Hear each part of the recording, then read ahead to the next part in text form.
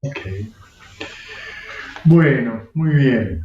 Entonces vamos a hacer el pequeño sermón a Malunkyaputta, es el número 63 del Majjhima Nikaya, ¿sí? Y este sutta lo elegí un poco en relación a algunas cosas que surgieron en la jornada del domingo, que tiene mucho que ver con estas cosas que hemos charlado sobre las opiniones de los demás, sobre la idea de convencer a los demás o de tratar de que los demás piensen como uno, y esa cosa a veces infructuosa de realmente no aceptar la opinión del otro. Cada uno puede pensar como quiere. Entonces dice así lo he oído. En cierta ocasión, el bienaventurado residía en Savatthi, en la arboleda de Jeta, en el parque de Anathapindika. Entonces, estando el venerable Malunkyaputta en la soledad del retiro, surgió este pensamiento en su mente. Estas opiniones el bienaventurado no las explica, las deja a un lado y las rechaza. El mundo es eterno y el mundo no es eterno. El mundo es finito y el mundo no es infinito. El alma y el cuerpo son una misma cosa, el alma y el cuerpo son dos cosas distintas. El Tathagata existe tras la muerte, el Tathagata no existe tras la muerte. El Tathagata existe y no existe tras la muerte, el Tathagata ni existe ni no existe tras la muerte. El bienaventurado no me las aclara, no me gusta, no aguanto que el bienaventurado no me las explique, así y de dónde está el bienaventurado, le preguntaré por su significado. Si el bienaventurado me las explica, entonces me dedicaré a la vida de santidad con el bienaventurado. Si no me las explica, entonces abandonaré la práctica y regresaré a la vida seglar. ¿Sí? Hola Celeste, hola Sabri. Bueno, entonces, fíjense que lo que, en este caso, este monje está hablando de las 10 preguntas que Buda nunca les interesó contestar porque no conducían, no, no tenían ningún sentido para responder estas preguntas porque no llevan a nada, ¿no? Pero fíjense cuál es la actitud de Malunkyaputta. O sea, si él no me responde, me voy. Si no me da lo que quiero, entonces no voy a seguir la enseñanza. Luego, por la tarde, cuando el venerable Malunkyaputta había concluido su retiro, fue donde estaba el bienaventurado, se le acercó, le ofreció sus respetos y se sentó a un lado. Una vez sentado, el venerable Malunkyaputta dijo al bienaventurado: He aquí, venerable señor, que estando en la soledad del retiro surgió este pensamiento en mi mente. Esas opiniones el bienaventurado no las explica, las deja a un lado y las rechaza. Y repite lo anterior: si el mundo es eterno, no es eterno, es finito, es infinito, el alma y el cuerpo son una misma cosa o son dos cosas distintas, el Tathagata existe tras la muerte o no existe tras la muerte, o existe y no existe, o ni existe ni no existe. Si no me las explica, si las explica, las deja a un lado y las rechaza. Digo, si estas opiniones del bienaventurado no las explica, las deja a un lado y las rechaza. Si no me las explica, abandonaré la práctica y regresaré a la vida de seglar. Entonces dice, si el bienaventurado sabe el mundo es eterno, que me lo explique. Si el bienaventurado sabe el mundo no es eterno, que me lo explique.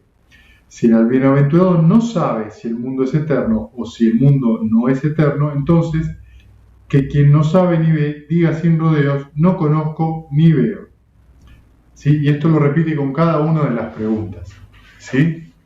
¿Por qué hace esto? En la época de Buda, cuando se daban estas reuniones entre los diferentes ascetas, se daban este tipo de preguntas, que eran como las preguntas básicas que se hacían en esos debates filosóficos para probar o ver cuánto sabía supuestamente el maestro espiritual que uno tenía delante. Hay una historia muy conocida que era el antiguo maestro de Sariputta, el discípulo principal, y Moggallana, es el segundo discípulo principal, que antes de conocer al Buda estaban con un filósofo que consideraban su maestro, que justamente tenían sobre todas estas preguntas que le hacían, este hombre lo que respondía era, no contestaba. Es decir, no contestaba diciendo que no era, que en realidad no la contestaba porque no había nada para contestar. En relación siempre a que era un agnóstico, que no creía en nada de todo eso. Entonces se daban, que se hacía evasivas. Y con esas evasivas, bueno, muchos, estudiantes se frustraban. En este caso, Malunkyaputta está creyendo que el Buda no las responde porque no sabe qué es lo que le dice, o si sabe que me las diga.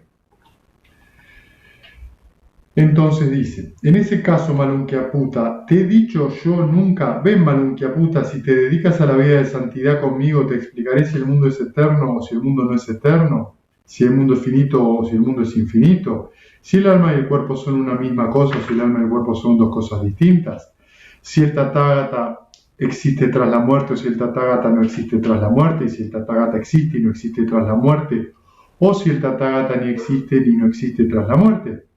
No, venerable Señor.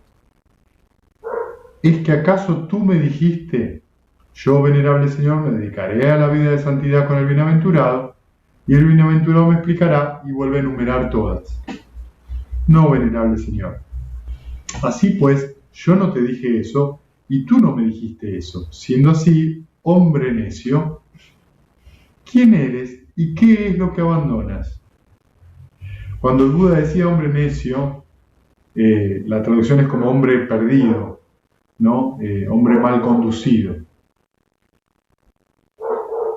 Entonces le aclara, ¿no? Si uno Malunkyaputta dijera, no me dedicaré a la vida de santidad con el bienaventurado hasta que el bienaventurado me explique todas estas cuestiones, ese moriría. Malunkyaputta, sin que el Tathagata hubiese explicado todo eso. Es Malunkyaputta como un hombre herido, y esto es lo más importante del sutta, por una flecha untada de un fuerte veneno que al llamar sus amigos, compañeros, parientes y familiares al médico cirujano dijera, no me sacaré la flecha envenenada hasta que sepa del hombre que me ha herido, si es de casta de nobles guerreros, brahmines, mercaderes o plebeyos. Su nombre, su clan, si es alto o bajo de mediana estatura, si su piel es negra, blanca o amarilla, su aldea, pueblo o ciudad de procedencia, o dijera, no me sacaré la flecha hasta que sepa si el arma que me ha herido es un arco o una ballesta, si el astil de la flecha es de madera silvestre o cultivada, si las plumas de flecha son de buitre, cuervo, halcón, pavo real o cigüeña, si el tendón enrollado al astil de la flecha es de vaca, búfalo, ciervo o mono, si la flecha tiene la punta en forma de pezuño, si la punta es curva, dentada, en forma de diente de ternero o hecha de adelfa. Ese hombre Malunkyaputta moriría sin llegar a enterarse de todo eso. Del mismo modo, Malunkyaputta, alguien que dijera, no me dedicaré a la vida de santidad con el bienaventurado hasta que el bienaventurado me explique todas estas preguntas que le hizo al principio, ese moriría Malunkyaputta sin que el Tathagata hubiese explicado todo eso. La vida de santidad, Malunkyaputta, no se puede vivir temiendo la opinión, el mundo es eterno. La vida de santidad, Malunkyaputta, no se puede vivir teniendo la opinión, el mundo no es eterno. Tanto si se tiene la opinión de que el mundo es eterno como la de que el mundo no es eterno, hay siempre nacer, envejecer, morir, pena, lamento, dolor, aflicción y tribulaciones, cuya aniquilación en este mismo mundo es lo que sí enseña.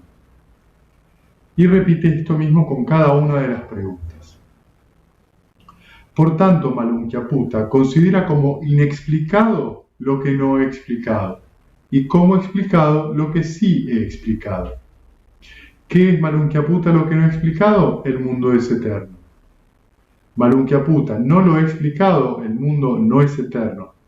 No lo he explicado. Y repite todas las preguntas. ¿Por qué Malunkyaputta no lo he explicado? Pues Malunkyaputta, porque no es provechoso para el objetivo, no es fundamental para la vida de santidad, no conduce al desengaño, al desapasionamiento, a la cesación, al apaciguamiento, al conocimiento superior, a la iluminación, al nirvana. Por eso no lo he explicado. ¿Qué es Malunquiaputa lo que he explicado? Pues Malunquiaputa, he explicado, esto es el sufrimiento. He explicado, este es el origen del sufrimiento. He explicado, este es el cesar del sufrimiento. Y he explicado, este es el camino que lleva al cesar del sufrimiento. ¿Por qué Malunquiaputa lo he explicado? Pues Malunquiaputa, porque esto sí que es provechoso, es fundamental para la vida de santidad, conduce al desengaño, al desapasionamiento, a la cesación, al apaciguamiento, al conocimiento superior, a la iluminación, al nirvana. Por eso lo he explicado. Por tanto, Malunquiaputa considera como inexplicado lo que no he explicado y como explicado lo que sí he explicado. Así habló el bienaventurado, y el venerable Malunquiaputa gozó y se complació con sus palabras. ¿Sí? Bueno, como pueden ver, es un sutta muy corto, excepto porque las repeticiones de las preguntas las haría muy largas. Y yo en general cuando leo me gusta repetir, hacer las repeticiones, cuando considero que, me parece, que las repeticiones tienen un sentido de que eso se hunda en la mente. Pero con este tipo de preguntas no me interesa que se les hundan en la mente, digamos. ¿Por qué? Porque lo que está hablando acá el Buda es muy sencillo. La proliferación de opiniones, el apego que uno tiene a las opiniones sobre lo que debería uno hacer o no hacer, en este caso están reflejados en estas 10 opiniones. Sobre si el mundo es eterno o no. Sobre a quién hay que votar o a quién no hay que votar, ¿sí? Sobre si comer helado de frutilla o helado de crema. Cuando uno se deja llevar por esas opiniones, por esa tendencia emocional habitual que uno tiene, en general lo que ocurre es que sufre. Y muchas veces, cuando uno pregunta justamente para tratar de aclarar una maraña de opiniones. Y una de las cosas que les está sucediendo a varios de ustedes, que a medida que ustedes van practicando y van profundizando en la meditación, van viendo de primera mano cómo es el proceso de la mente. El proceso de la mente es un proceso que vamos a ver muy en detalle el siguiente viernes y el otro. Vamos a leer 2 suttas que son muy importantes en relación a eso. Pero quería empezar con este para luego engancharlo con los otros 2, que nos va a servir un poco de preparación mental para el retiro. El proceso de la mente es el origen dependiente. ¿Sí? El origen dependiente es la ley de la causalidad. Hay una causa y hay un efecto. ¿Sí? Hay una condición para un efecto. Y esto ocurre en la vida mental. El problema que tenemos nosotros es que en algún momento ese proceso lo confundimos o lo creemos que el sufrimiento viene desde afuera o la alegría viene desde afuera. Cuando en realidad puede haber un sentimiento, una sensación desagradable o agradable en relación al mundo exterior, pero en realidad nos vamos a dar cuenta cada vez que profundicemos más en la meditación que tiene que ver cómo reacciona nuestra mente a lo que pasa afuera. Entonces lo que nosotros estamos viendo es un proceso muy microscópico, muy pequeño y muy rápido. Entonces siempre nos vamos quedando en estos eslabones del origen dependiente que tienen que ver con el contacto. El contacto está relacionado con una sensación. La sensación da origen a la avidez, que es la mente que dice me gusta, no me gusta, y donde viene esa contracción en la cabeza y en el cuerpo. Eso da origen al apego, que es las opiniones que tenemos con respecto a esa sensación me gusta y no me gusta. Cuando digo sensación hablo de sensación, sentimientos, emociones. Y luego a la tendencia emocional habitual. Eso produce el nacimiento de la acción y eso produce esta frase tan clara que está al final, que es, digamos, nacimiento, envejecer, morir, pena, lamento, dolor, aflicción y toda la masa de sufrimiento. Entonces, este proceso que nosotros vemos, contacto, sensación, apego, avidez, apego y tendencia emocional habitual, pasa todo en la mente. ¿Sí? Entonces nosotros tenemos, por ejemplo, un contacto con un ruido molesto. Nuestra conciencia auditiva surge, nuestra atención se dirige ahí, toma contacto con el ruido de una moto.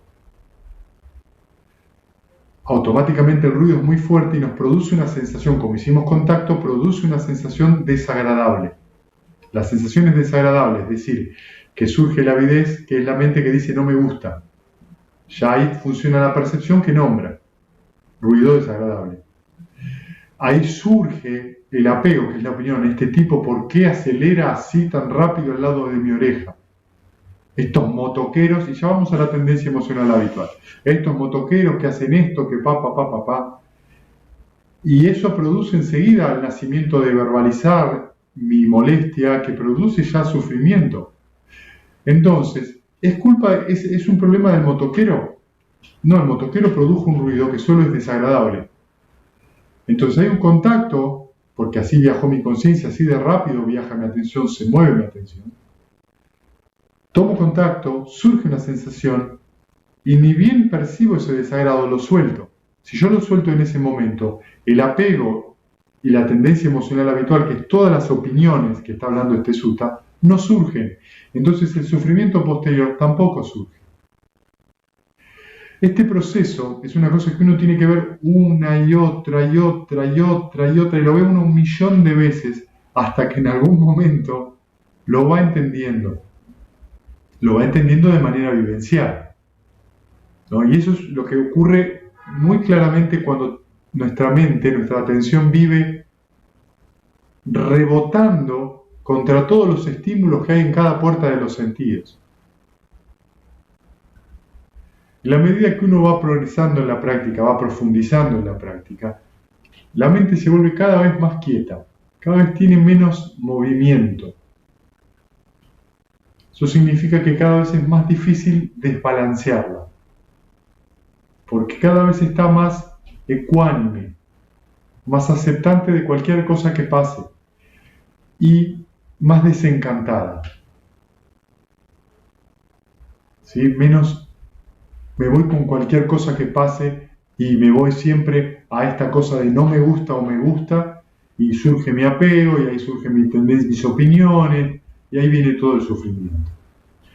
Si nosotros vamos un poco más atrás en el origen dependiente, vemos que el contacto depende de las 6 bases de los sentidos. ¿Sí?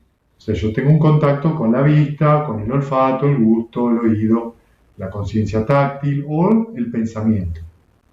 Eso es la causa o la condición del contacto.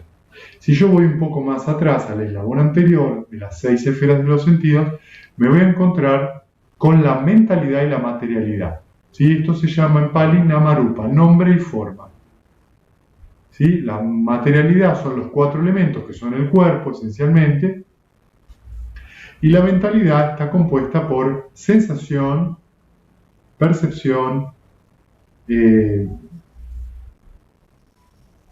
formaciones mentales, contacto y atención. Eso es la mentalidad. ¿Sí? Eso es lo que da origen, mentalidad y materialidad, a las 6 esferas de los sentidos. ¿Qué da origen a esto? La conciencia. Entonces, la conciencia es una relación que hay entre lo que pasa entre la mentalidad y la materialidad. Hay una relación ahí entre la mente y los objetos. La mente, digo, las conciencias, los sentidos y los objetos. ¿Sí? Para que una conciencia surja tiene que haber, por ejemplo, un ojo y un objeto. Ahí surge la conciencia visual. El oído y un sonido, surge la conciencia auditiva. ¿Qué da origen a la conciencia? La formación mental. Formaciones o preparaciones mentales. Se llaman sankaras. Sankara es tanto la preparación, o sea, el potencial, como el resultado. ¿Qué da origen al sankara? ¿Qué da origen a la formación mental? La ignorancia. ¿La ignorancia de qué? De las 4 nobles verdades.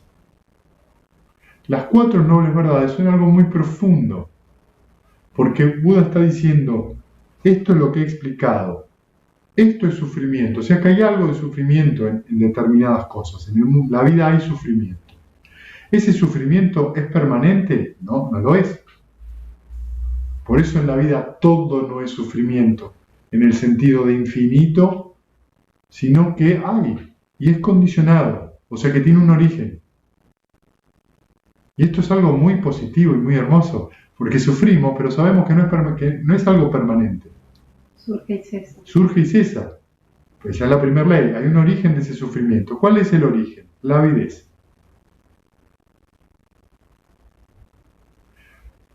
La tercera noble verdad es hay una cesación. O sea que el sufrimiento también cesa. ¿Cuándo cesa? Cuando cesa la avidez. ¿Qué relación tiene esto con la meditación? Las 6 R's. ¿Cuándo? Las 6 R's no son para no tener dolor, para sacarlo, para empujarlo. Las 6 R's son solamente para que la avidez cese momentáneamente, que es el alimento de nuestros obstáculos. Por eso el paso de relajar es la clave. Hay un camino para que el cese del sufrimiento, que es el óctuple noble sendero. Esto es lo que uno ignora. Uno es ignorante de esto, de las 4 nobles verdades. Las 4 nobles verdades están en cada eslabón del origen dependiente. Cada eslabón del origen dependiente tiene un origen, tiene una cesación, o sea, hay una causa, una cesación, y también, o sea, son elementos condicionados también. Cuando uno alcanza el nirvana, lo que uno ve claramente es el origen dependiente, que es lo que termina entendiendo las 4 nobles verdades. Pero las entiende de un lugar muy vivencial y muy directo. Se da cuenta de que la ausencia, o sea, la ignorancia sobre las 4 nobles verdades es lo que hace surgir la idea perversa del yo. Y se le llama perversa porque es una perversión, es un engaño de la verdad.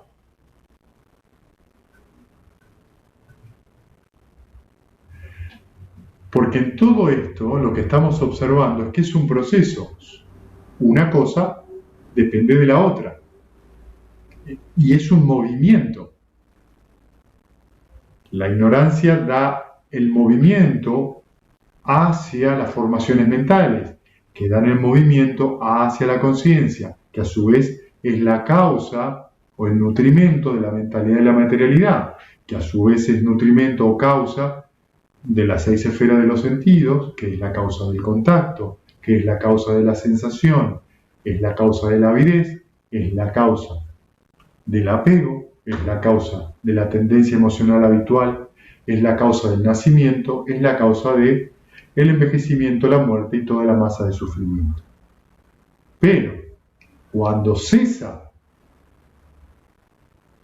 cualquiera de estas causas, cuando cesa la ignorancia, es decir, cuando uno ve las 4 nobles verdades, cesan las formaciones.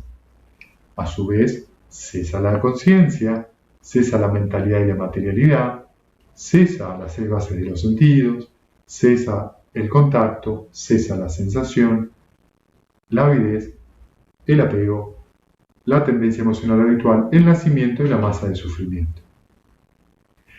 Cada uno de estos eslabones tiene, a su vez, por dentro, avidez.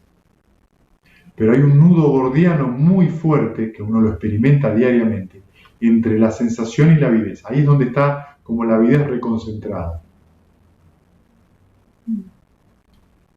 Entonces, lo que nosotros notamos es que la avidez no es que es el enemigo, ¿se entiende? Es algo que tenemos que aprender a notar. ¿Y cómo la notamos? La notamos cuando sentimos esa contracción. Puede ser muy suave. De hecho, es en general muy suave, pero es muy persistente. Entonces, cuando relajamos, momentáneamente estamos dejando de sentir avidez. En ese momento estamos en calma y con un alivio. Por eso sonreímos y volvemos al objeto de meditación, que es un objeto sano. La sonrisa ya es algo sano. Ahí estoy aplicando el noble esfuerzo que tiene que ver con el óctuple noble sendero. Estoy aplicando la correcta atención, porque mi atención está sobre un objeto sano. Eso trae un recogimiento, o sea, una concentración adecuada. Es sobre un objeto sano. Eso trae un pensamiento, o una intención, o una visión apropiada, digamos. que es el primer factor del octupleno descendero, es, claro, cuando yo suelto esta avidez, que es donde yo me identifico más fuertemente, no sufro. El sufrimiento cesa. Porque cuando relajo, la avidez cesó, el sufrimiento cesó. Y lo experimento cada vez que hago las 6 R's. Y cuando hago este proceso 1.000.000 de veces, algo va pasándole a la mente. Algo se va entrenando por sí mismo porque va habiendo comprensión y entrenamiento. La repetición de esto, el perseverar sobre esto, va trayendo una comprensión muy directa sobre cómo es que surge el sufrimiento. ¿Cuándo realmente estoy sufriendo? Y eso nos va haciendo descubrir que muchas situaciones que uno no las considera negativas, terminan siéndolo. Porque uno no se da cuenta. ¿Dónde? Acá. Entonces, sufro porque tengo un marido o una esposa que me dijo algo. Sufro porque mi jefe, la empresa o mi compañero de trabajo me dijo algo. Sufro porque lo que sea. Y siempre el sufrimiento está afuera. No, el sufrimiento es de uno y uno se lo produce cuando uno se agarró. Cuando uno justamente no soltó eso. Entonces no puede ver claramente. ¿Por qué uno no puede ver claramente? Porque el apego se lo tapa. Porque ya hay una opinión.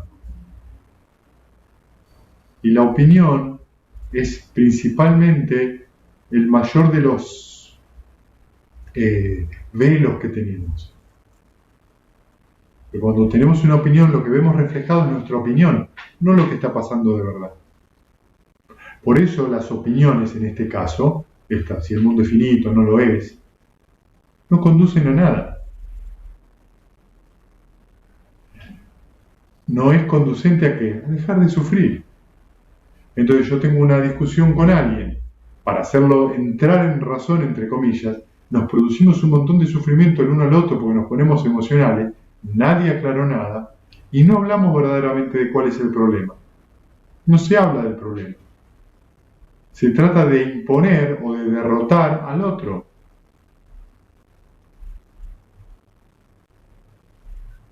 Y se juegan ahí otras cosas, el orgullo, la imagen, si yo me considero inteligente o tonto, un montón de cosas que tienen que ver justamente con este apego, con esta tendencia emocional habitual, ¿no? Con mi opinión, con mis cosas, lo que fuera.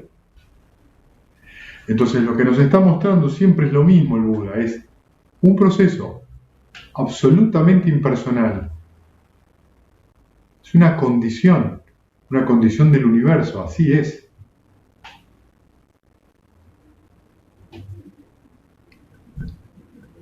Entonces cuando meditamos estamos realmente entrenando a aprender a ver eso. Las veces que sean necesarias y las veces que, hasta que eso se entienda claramente.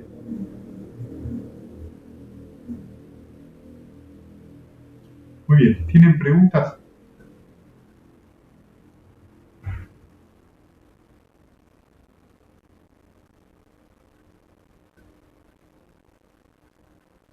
Sí, yo tengo.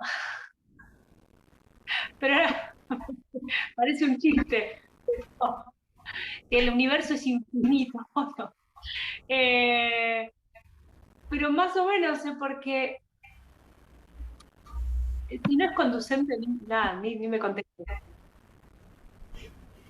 Pero estoy desde hace días con esta cuestión de. A ver cómo lo digo.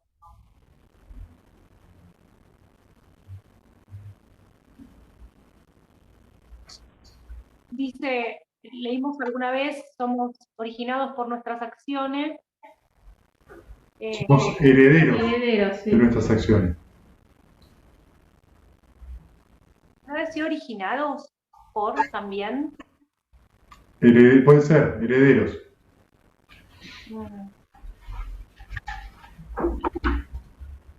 No sé, como, no sé si es muy importante, pero me causa mucha curiosidad de entender cómo, bueno, no hay un yo, ponele que es todo un proceso y una energía o acciones que se vienen dando desde hace, no sé, un tiempo incalculable que yo no puedo calcular. Soy esto que yo creo que soy, es un momento dentro de este tren de acciones que tampoco sé, porque estoy en este momento intentando dejar de accionar.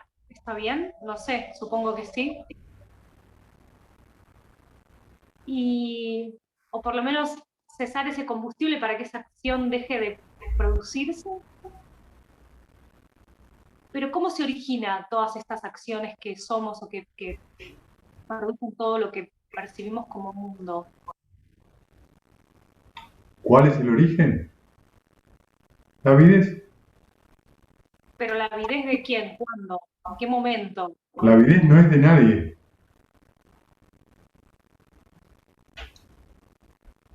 La avidez es movimiento. ¿Pero y cuál fue el primer movimiento? ¿Tiene un origen ese primer Sí, movimiento? es lo que te está respondiendo el Buda. Si vos lo supieras, ¿En qué ¿en cambiaría? qué cambiaría? No, de verdad que nada. ¿Entendés? ¿Qué cambia? Además lo sabrías por alguien que te lo dice, no por tus propios medios. Ah, no, sí, claro. Tendrías que confiar que si te dijéramos una respuesta a eso, suponete que alguien la supiera. No, vos vas a tener en algunos lugares, en algunas escrituras Sí, hay de algo otras de eso, tradiciones, claro. tenés una explicación del comienzo. Pero es una explicación, digamos, y hay que ver quién es la persona que ha captado eso. Y si a vos te interesa mucho eso, yo te recomiendo que leas el Diga Nikaya, el de los sermones largos, el número 1, creo que es, o el número 2. El número 1, que son las 62 opiniones erróneas. Ahí tenés para entretenerte, es un sutta de más de 20 páginas. Estudialo, ahí están todas. Donde Buda explica por qué surgen esas visiones de origen del universo que están directamente en relación a las personas que tienen determinado entrenamiento espiritual y directamente lo relaciona con personas que han tenido la capacidad de ver 2 o 3 vidas anteriores, entonces creen que el origen es divino. Sí, eso me acuerdo que lo habías dicho alguna vez y entonces por eso Y se da me entonces, acuerdo. se da y se explica algo en base a una experiencia que no es completa. Y el Buda pudo ver, debido a su gran desarrollo como individuo, millones y millones y millones de vidas, y nunca le interesó hablar de eso. ¿Por qué crees?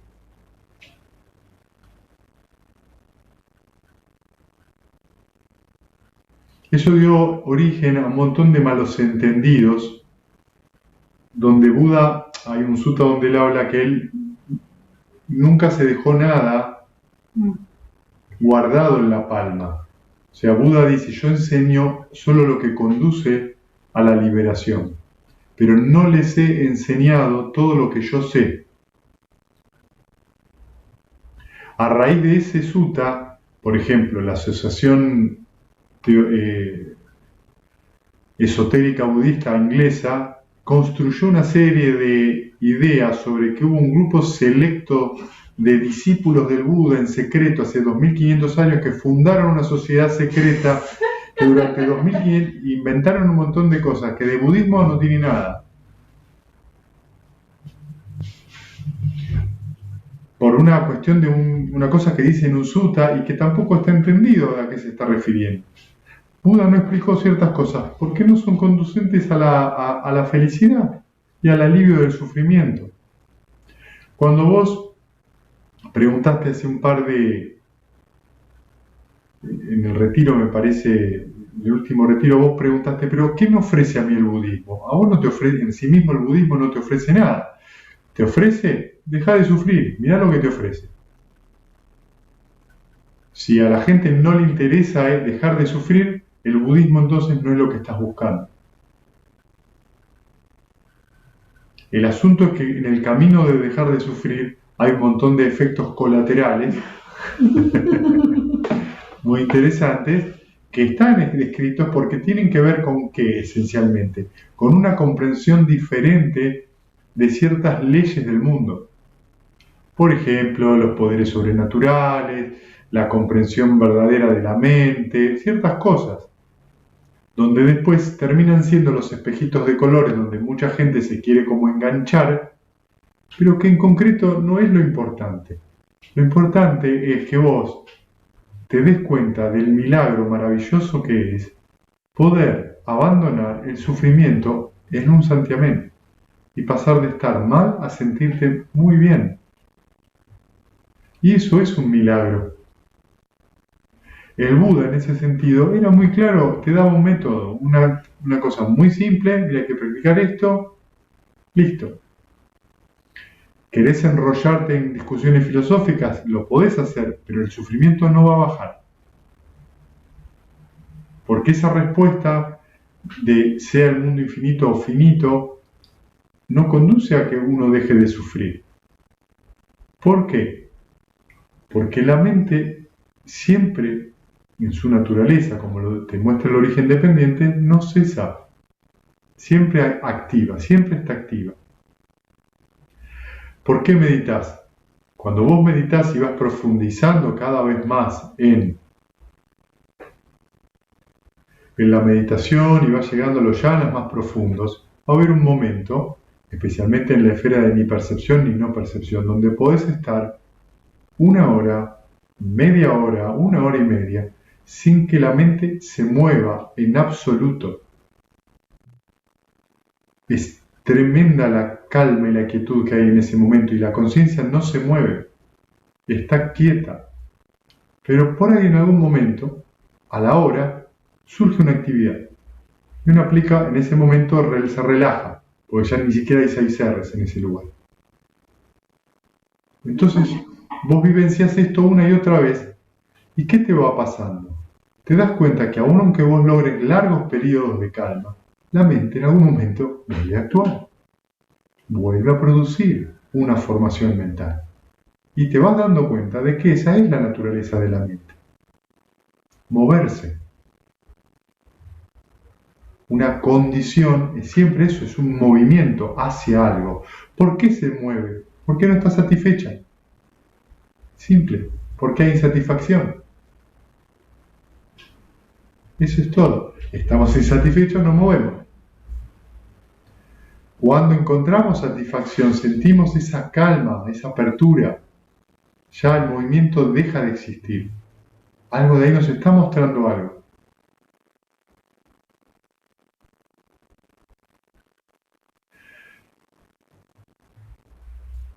Entonces eso es lo que hace que nuestra conciencia esté todo el tiempo dispersa en todo lo que pasa, como si todo lo que pasara fuera importante. Y nos distraemos con todo.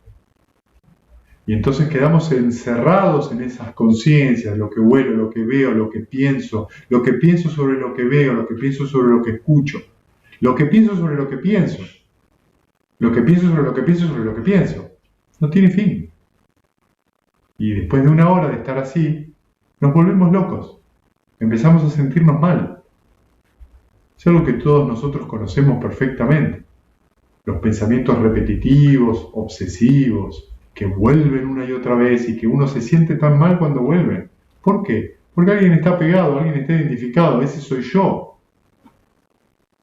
Yo pienso, yo estoy con eso. ¿El Buda qué dice? Bueno, pero ¿cuál es el origen de ese pensamiento? ¿Por qué surge? No importa por qué surge. Soltalo. Por eso muchas veces se lo compara, es como un hierro caliente, es como la flecha envenenada, dice el Sutta. Vos tenés una flecha envenenada, ¿qué es lo que hay que hacer? Sacátela. No, pero ¿de dónde viene? No importa. Te vas a morir. Y esto es una cosa muy interesante porque ahí es donde se va jugando esta cosa de enrollo con lo filosófico. Donde vamos y venimos y explicamos y damos opiniones sobre qué importa. ¿Realmente qué importa? ¿Qué cambia eso? Es solamente un juego del ego. Lo que no significa que uno no es que no pueda dar una opinión. ¿Se entiende lo que estoy diciendo? Solamente que uno tiene que aprender que es una opinión, no la realidad. En general se van a dar cuenta que uno opina, si prestan atención, cuando uno tiene de base una sensación desagradable o agradable. Uno opina sobre lo que siente y lo justifica, bueno o malo, no importa. Justifica esa sensación, justifica la avidez que está. Y ahí es donde nos quedamos atrapados otra vez, completamente enredados. Hay una definición en los suttas donde se dice que la avidez es pegamento. Nos pegoteamos todo el tiempo y más fuerza hacemos para sacarlo, más nos pegamos. Hay que dejar ir, hay que relajar, no insistir, no presionar a la mente. Es muy simple, pero no es tan fácil de aplicar. Por eso meditamos, para poder ver ese proceso y en algún momento cansarnos de eso, decir, ya está esto. Porque a uno le encanta discutir, hablar sobre lo que hizo Menganito, cómo lo hace Menganito, el pobre criterio que tiene Menganito, y todo eso nos encanta porque a nosotros nos colocan en un lugar alto. Pobre de mí, que soy tan pobrecito, lo que a mí me hicieron, me pongo abajo o arriba, es lo mismo. Siempre soy yo. ¿Me entendés, Nati? Sí. La pregunta no termina conduciendo... Sí, ahora que me... Sí, decime. ¿Con? No, que la pregunta de que si es finito, no es finito, qué es, qué no es, no termina aclarando nada. Aunque te den la respuesta. No, igual mientras me hablaba así, está bien. Es que un poco responde a una necesidad, no es una necesidad, como una costumbre, un hábito que tengo de, no sé cómo explicarlo, como de buscar cierto sentido poético en las cosas. Y efectivamente tampoco me conduce. No, me parece que vos ahí no estás viendo bien eso. Vos creés que las cosas, cuando vos las vivís, solo cobran sentido cuando las podés explicar.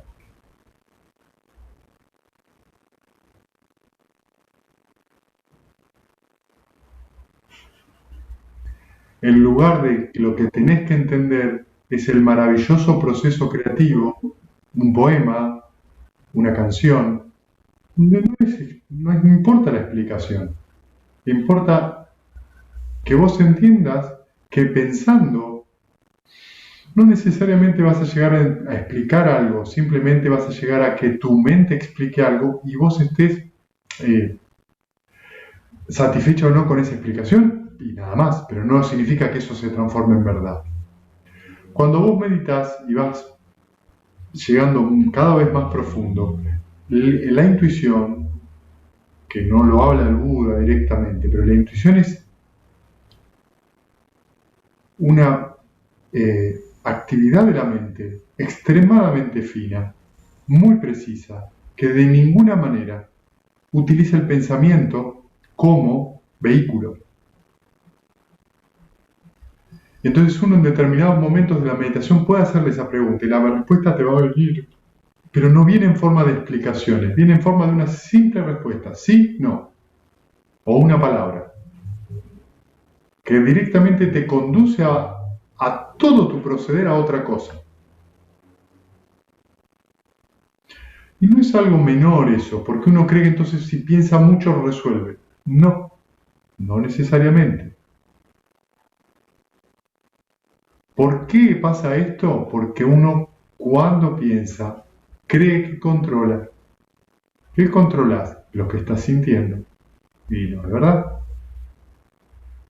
Tenemos la ficción del control a través de que si yo pienso sobre lo que siento y lo explico, lo tengo bajo control. No es verdad. Entonces tengo una sensación desagradable y ¿qué es lo que me digo? Me siento mal porque fulanito, menganito, y esa explicación me calma. ¿Sí? Y después vuelve a surgir eso, y vuelve a surgir, y por eso no está años con la misma cosa. ¿Dónde te calma? Entonces, el pensamiento como regulador de lo que uno siente es muy pobre. Realmente es pobre, no tiene mucha energía. Es una... ¿Cómo te puedo explicar? Es como si vos tuvieras fracturado una rodilla y te tomás una aspirina y seguís con la rodilla rota, o digo, un hueso roto. Tiene que ser arreglado eso. Vos tapás el síntoma con el pensamiento, te estás tomando algo que calma el dolor, pero no es que, no es que la herida no continúe.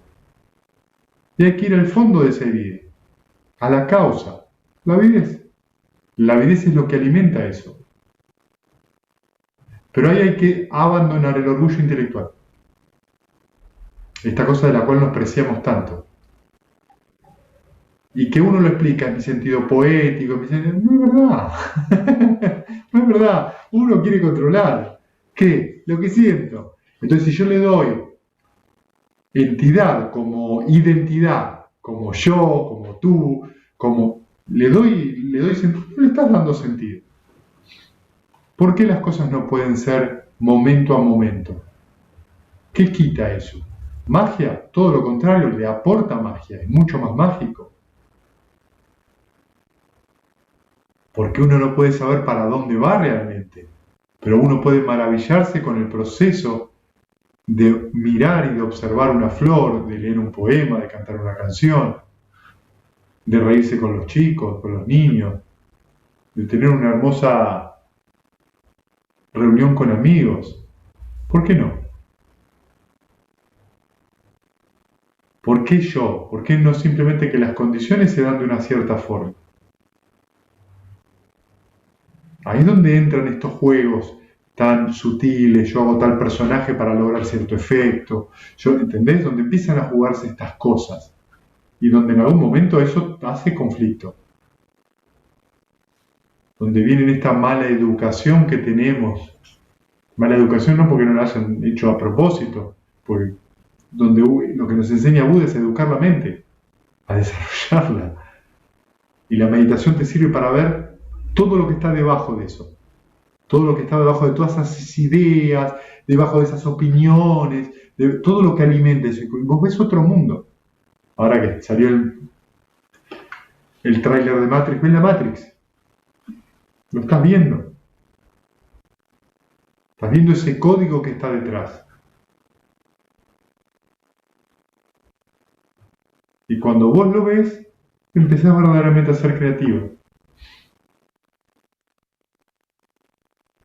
Porque es un lugar donde no hay represión. Donde no hay freno, no hay nada que frenar. No tenés nada que aguantar. No tenés nada que explicar. ¿Es un sentimiento agradable? Ok. ¿Es un sentimiento desagradable? Ok. Todos pueden estar por igual. Es solo una sensación, agradable o desagradable, eso es todo. Todo lo que le ponga arriba no es poético. ¿Sabes qué es? Máquina. Darle a la voltereta, la manivela. No es poético. ¿Es una sensación agradable? Ok. La disfruto mientras esté. Cuando se va, se va. ¿Es una sensación desagradable? Ok. ¿Puede estar ahí? Puede estar ahí. No me involucro con eso. ¿Por qué me voy a involucrar? ¿Qué sentido tendría involucrarme? ¿Qué sería involucrarse? Rechazarla. Eso es involucrarse. Ok, que esté ahí. Me relajo y la dejo estar. En algún momento se va a ir. ¿Por qué? Porque es un proceso. Porque si no lo fuera, estaría ahí siempre cada vez que yo quiero. Y no es así.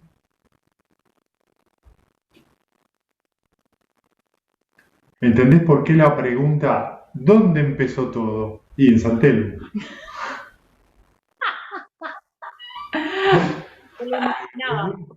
¿Ves?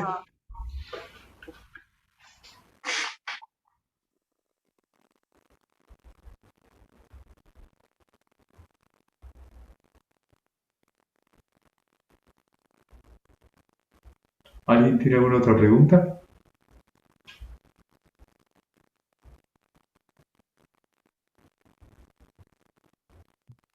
Una pregunta. Sí. ¿La avidez tiene que ver con algo de ansia, digamos, como usamos normalmente la palabra avidez? Sí, la traducción, Viole, en Pali se le dice Tanya. Tanya es sed, traducido es sed. La traducción literal es sed. En inglés se la tradujo como craving, ¿viste? To crave, o sea, ansiar, anhelar, estar ávido de, ¿está bien? Tiene ese condimento. Ahí, lo que pasa es que las palabras no pueden describir precisamente qué es lo que uno está sintiendo, es una aproximación. ¿Sí? Está bien, para saber si como lo usamos habitualmente Sí, tenía también algo que ver. vas a encontrar esas traducciones y es factible. Esta ansia, esta cosa de algo que nunca está satisfecho, ¿entendés? Que siempre falta algo. Que lo podés diferenciar de la ansiedad, que es la mente que anda proyectando en el futuro todo el tiempo. Eso produce preocupación, produce otros estados. Pero el ansia es esta cosa, esta insatisfacción constante. Siempre tengo sed.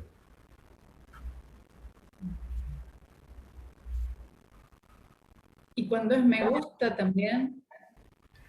Cuando es me gusta, el asunto es que cuando a uno le gusta, no hay problema. Pero ¿qué pasa cuando uno come una porción de helado? Quiere más. Exactamente, y ahí viene el problema. ¿Entendés? Pero también la avidez y el apego, porque lo que viene después de me gusta es el apego. Correcto. Y Entonces, sí, también no me gusta, sí. si es no me gusta es más fácil, porque No, claro, también es apego. Es apego Es apego igual. al rechazo.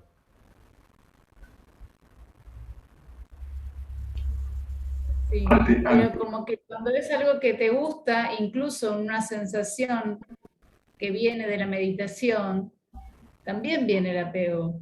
Sí. Seguro, seguro, pero es lo que uno, cuando uno reacciona, cuando uno algo no le gusta, también tiene siempre la misma reacción, lo rechaza.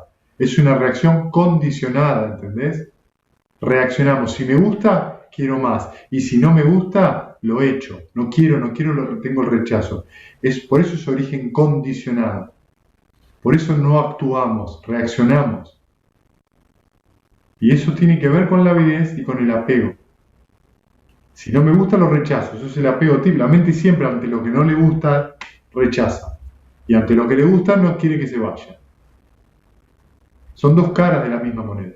Claro, pero además en me gusta y no me gusta, de cualquier forma lo volviste personal. O sea, eso es lo que uno dice, me gusta, no me gusta, y en el medio de estos dos siempre está lo mismo. Yo. ¿A quién? A mí. Ahí es donde surge la imagen de yo.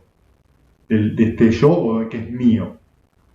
Y mi opinión, y yo siempre que pasa esto, yo lo rechazo. Pero, ¿por qué? Porque yo soy un hombre de principios. ¿Entendés? Yo lo despido que me tengo que ir, perdón, interrumpo. Chao, Sabri. Toque el cumpleaños. Después los leo, los veo. Nos vemos. Un beso grande. Chao, chao. Chao. A mí lo que me llamó la atención en varias oportunidades es que me encontré con eso mismo en la meditación, en sensaciones muy agradables que tuve en la meditación. Es como medio redundante, medio, no sé, medio grotesco que me pase eso en la meditación. No, es lo más normal. Lo que Es pasa natural. que, claro, uno tiene una sensación agradable y no la quiere dejar ir. Pero cuando uno no la deja ir es la condición más clara para que se te vaya. Porque además, si vos te aferrás a ese sentimiento, no permitís que la mente siga profundizando. Entonces uno por ahí llega al segundo yana y siente una alegría impresionante, wow, qué bueno esto que siento, y quiere que no se vaya. Pero si vos seguís profundizando, las experiencias son wow, y mucho más wow que esa. Pero como nunca sentiste una cosa así, te parece que es lo más maravilloso del mundo. Y ahí nos damos cuenta que poco en realidad conocemos de la mente. Y cuántas opiniones en el aire tenemos. Pero realmente de la mente conocemos muy poquito. No estamos desarrollados. Tenemos que entrenar mucho para llegar a un desarrollo claro y ver, wow, todos esos estados, cómo vas a cada estado, qué es lo que te pasa, qué es lo que entendés a partir de cada uno de estos yanas. Eso es un proceso de aprendizaje fantástico. Porque siempre hay algo que es placentero en eso. Y está re bueno. Lo que no hay que apegarse, ¿en qué sentido? Cuando está, porque los yanas son condicionados. Cuando surge, fantástico. Cuando se va, ok, surgió un obstáculo. Y tengo que reconocer eso. Cuando hay obstáculo o distracción, no estoy en el yana. Y es muy interesante verlo así, porque entonces uno empieza a sentir que tampoco la alegría es de uno.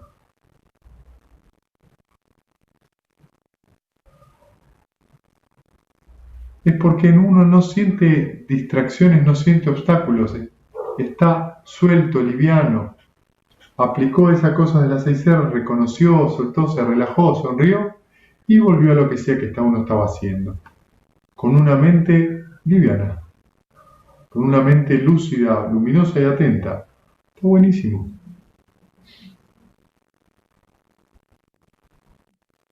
Igual, perdón, a mí parece, por ahí no, Violeta, pero digo, por ahí no, tampoco, digo, uno disfruta de la alegría, está buenísima la alegría, Sí. no me parece que sea necesario, uno por ahí se pone un poco en guardia, uno estaría pegando, bueno, no sé, qué sé yo, me parece que ese pensamiento es peor, me parece a mí, ¿no? Que, o sea, es mucho más, me saca mucho más del momento, el pensamiento de estaría pegando que el hecho de... Pero, Nati, hay muchas corrientes de budismo donde te dicen, no te apegues a la alegría. Y te advierten todo el tiempo lo mismo y te insisten con eso y te dicen, y la advertencia tiene un sentido pedagógico importante. Pero en realidad no es no te apegues a la alegría, es no la vuelvas personal. No la vuelvas tuya, no es una propiedad tuya. Disfrutala mientras esté. Y cuando no está más, está todo bien. Porque la condición terminó, va a cesar. Eso va desarrollando ecuanimidad. Y la ecuanimidad es exactamente, que es una palabra muy difícil, porque la palabra ecuanimidad, ¿cómo describís un sentimiento ecuánime? ¿Qué es ecuanimidad? ¿Qué quiere decir eso? ¿Qué describe como sensación, como sentimiento? Está describiendo una mente muy abierta, muy balanceada, que por más que todas las olas golpeen contra la mente no tambalea, queda estable. Queda estable. Entonces, vos podés recibir un montón de embates, provocaciones, y simplemente vos estás tranquilo, porque no te agarrás a eso, tu mente no se agarra. No queda cavilando sobre eso, simplemente es así. Luego, cuando esa ecuanimidad se desarrolla todavía más y llega un poquito más lejos, surge el desencantamiento. Ese desencanto que es, ya no le creo a la cabeza. Ya no le crees más, porque sabes que siempre te va a querer pegar en el lugar donde más te duele.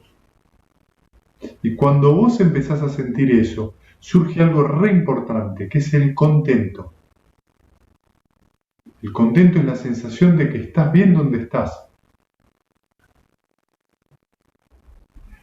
Y surge a través de eso algo que es todavía más refinado, que es el desapasionamiento, que es lo que dice acá Buda. El desapasionamiento, y fíjense cómo dice, ¿no? La fórmula dice así, dice, no conduce al desencanto, no es fundamental, al desapasionamiento. ¿Ves? Desencanto, desapasionamiento. Esto se da de este modo.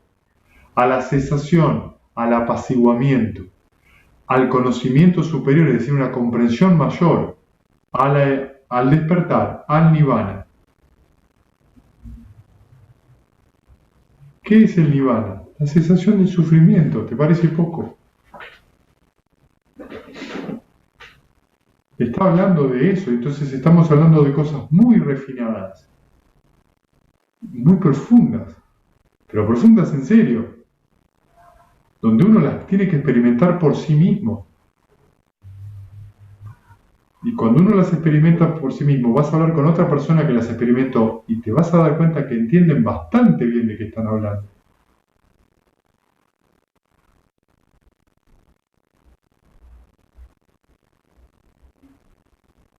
No hay que tenerle miedo a ser alegre, es lo único que uno debería ser, alegre y feliz. Si no está pasando eso, es que hay un obstáculo. Y ahí uno se aferró. La alegría no siempre es salto en una pata. A veces está como una voz de fondo. A veces está en primer plano. Uno tiene ganas de salir, bailar, abrazar a alguien. A veces está en el fondo y está muy liviana la mente. Y la alegría es uno de los factores de la iluminación, o sea que no es una cosa menor. Dicho sea de paso, el viernes que viene vamos a leer un sutta que habla de los factores de la iluminación, para que vayamos entendiéndolos un poco más.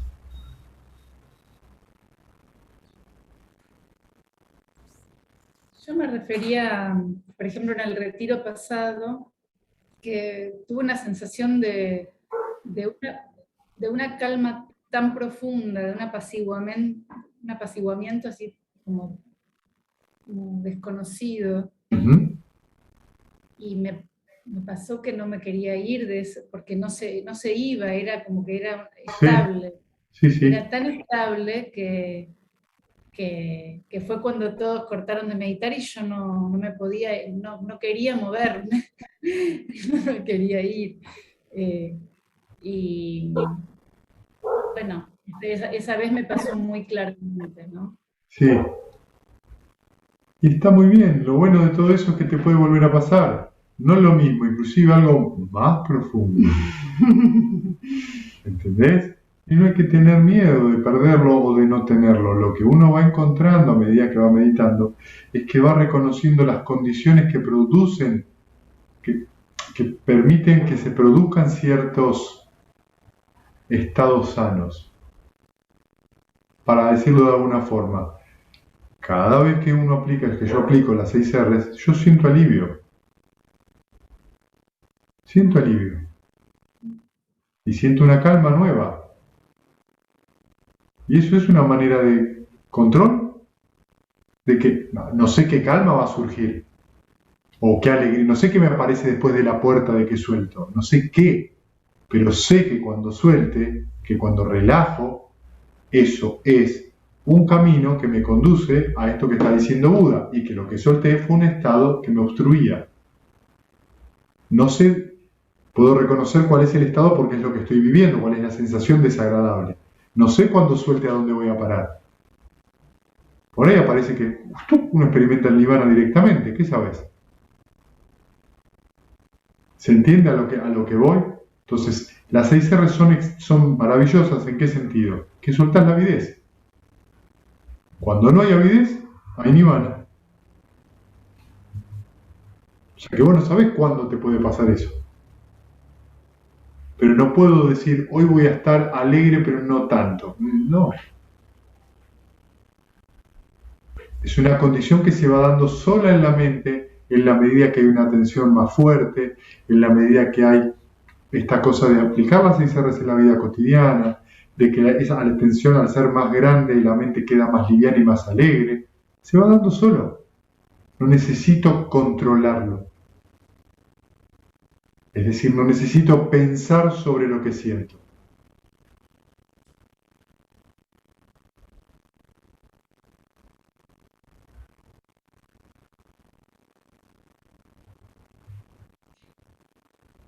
¿Qué es Tathagata? Tathagata. Tathagata es una palabra que es con la cual la traducción creo que literal es el así venido, el así llegado, ¿Sí? así venido, el que así ha venido, el que así ha llegado. Es una fórmula, una palabra que se utiliza para describir a todos los budas. ¿A todos los Budas? Sí, Tathagata es eso, es el epíteto que se le da al Buda. El Tathagata es eso, es el que así ha venido. Estoy viendo acá cómo está usado. ¿Sí? Es una manera de describir el que ve la realidad tal cual es. Porque como no tiene apegos y ya no hay avidez en él, la realidad la ve tal cual. ¿Qué significa? ¿Es un sinónimo de Buda? Es una forma no sé, no es un sinónimo. No, porque Buda significa despierto. El despierto, ¿viste? Entonces no es un sinónimo, pero es uno de los títulos que se le da al Buda. Tathagata, Buda, se le llama también lo vas a ver con otros nombres, ¿viste? Maestro de hombres y dioses, el que ve, el que enseña, él es el Dhamma, o sea, él es la enseñanza, es el dador de lo que no muere, vas a ver varios epítetos.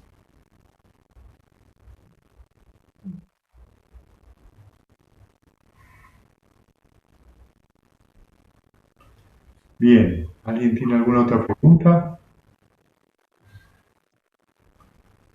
Sobre el sutta o sobre su práctica.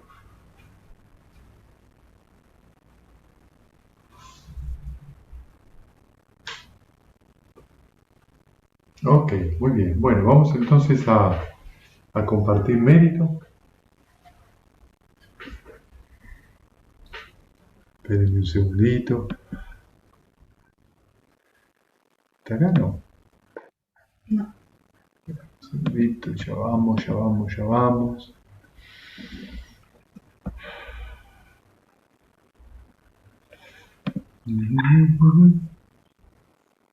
Ok. Muy bien.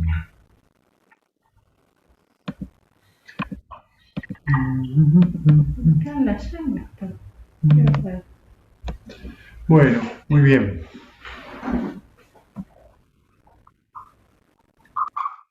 Entonces, se toma su tiempo. ¿Viste? Muy bien. Que los Que los que sufren sean libres de sufrimiento, los avergonzados libres de los afligidos se despojen de todo dolor, que todos los seres se encuentren libres, que todos los seres compartan este nivel que así hemos adquirido para el logro de todo tipo de felicidad. Que todos los seres que en el espacio de la tierra, Devas y Nas de gran poder, compartan este mérito nuestro, que por mucho tiempo protejan la dispensación de Dios. Muchas gracias a todos y a todas. Nos Gracias a vemos todos. el viernes que viene. Chao, buen fin de. Chao. Chao. Chao. Chao. Besos.